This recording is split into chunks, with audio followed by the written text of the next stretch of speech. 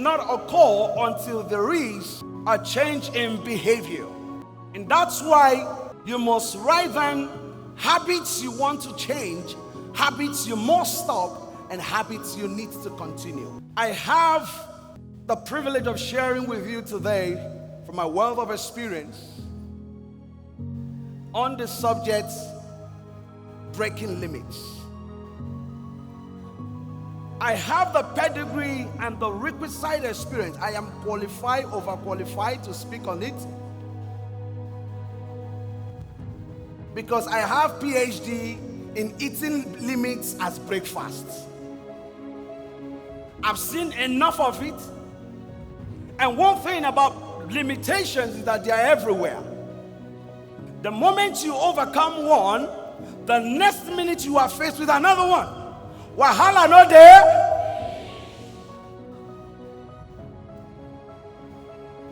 And if that be true, then the question is, what then do you need to do in order to ensure that you are not being limited by many things?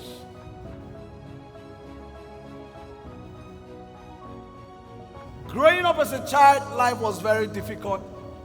I know what it feels like to wake up in the morning and not knowing where the next meal is going to come from. I have my story, you all have your story. So I'm not going to be here to tell you and just talk about story. I am that guy that when you are looking for who to get things done, you call me. But I wasn't born that way. Breaking limits is never a question of physical strength. Breaking limits has to do with mental modeling. I always like to ask this question. If you want to buy Lamborghini, what do you need? You need money, right? So if you want to get money, what do you need?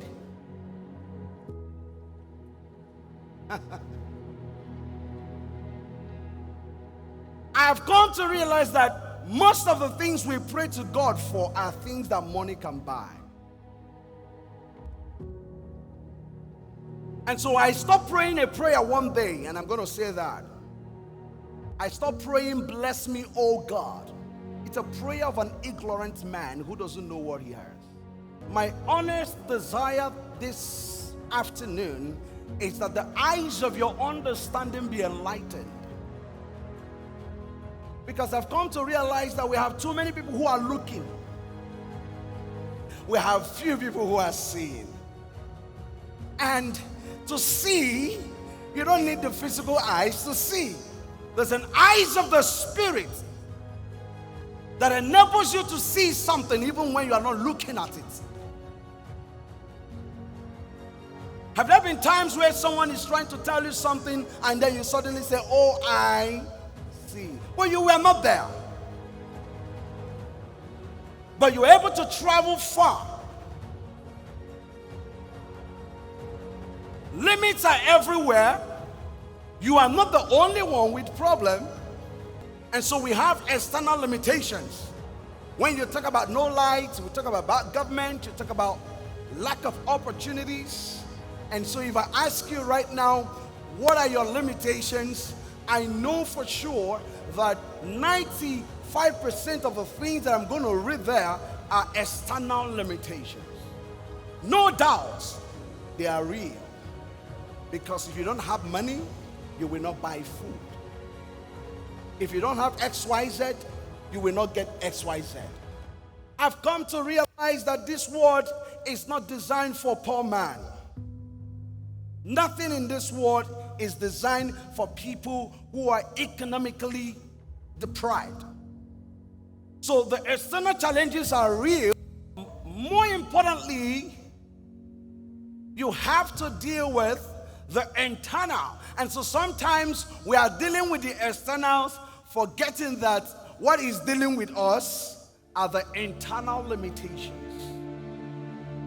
And the internal limitations are so powerful that you can be a prayer warrior, yet you still have a fixed mindset.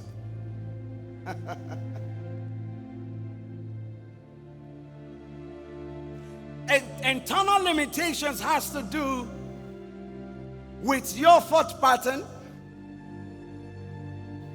One day I was wondering, why did God told Abraham to leave his father's house? To some of us, we're just looking at him leaving his father's house. But to me, I think it's more than that. He was trying to get him to leave those old thought patterns that used to be in order to embrace the new. For you to find out that which must be, you must question that which has been.